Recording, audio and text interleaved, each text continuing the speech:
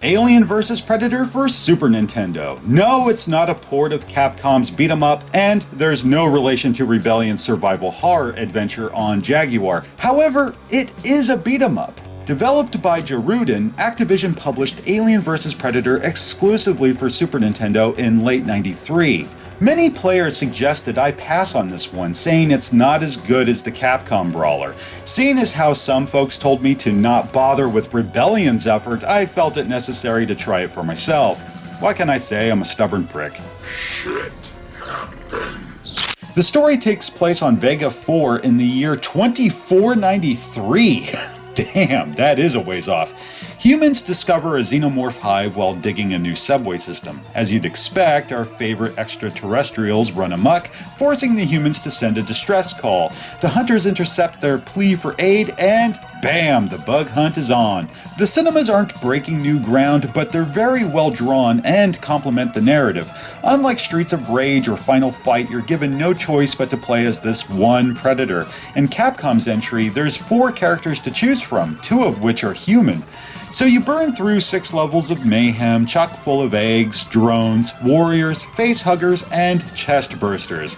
Combat is common for genre fans, like simple button combos, a grapple, and special attack that drains a bit of life.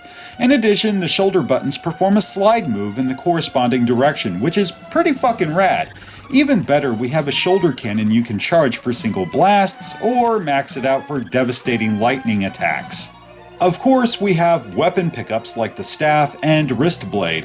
They're only good for a few throws, though they do help immensely. Finally, the invisibility power-up. It's a neat effect, and it does confuse on-screen foes.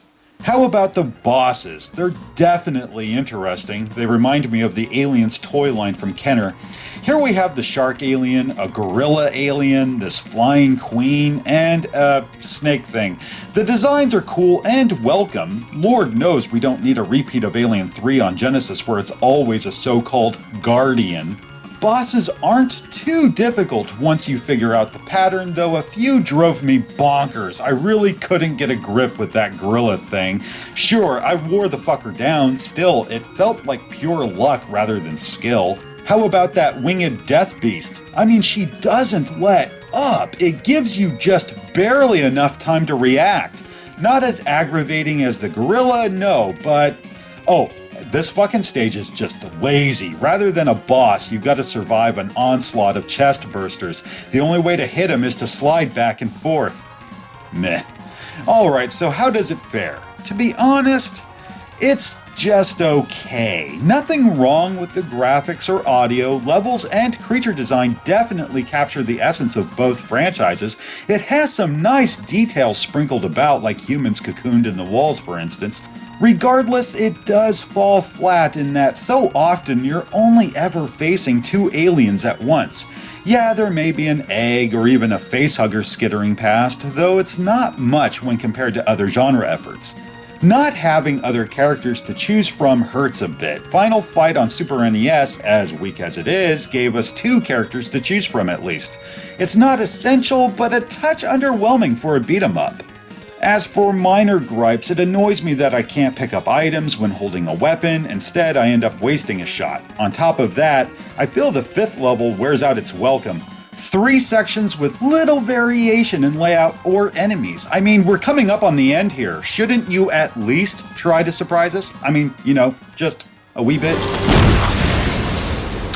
In spite of my bitching, Alien vs. Predator is a good game. It's just not a great one.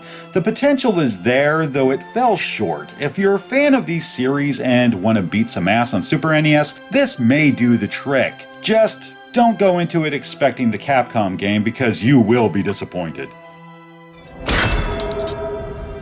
Okay, who's next?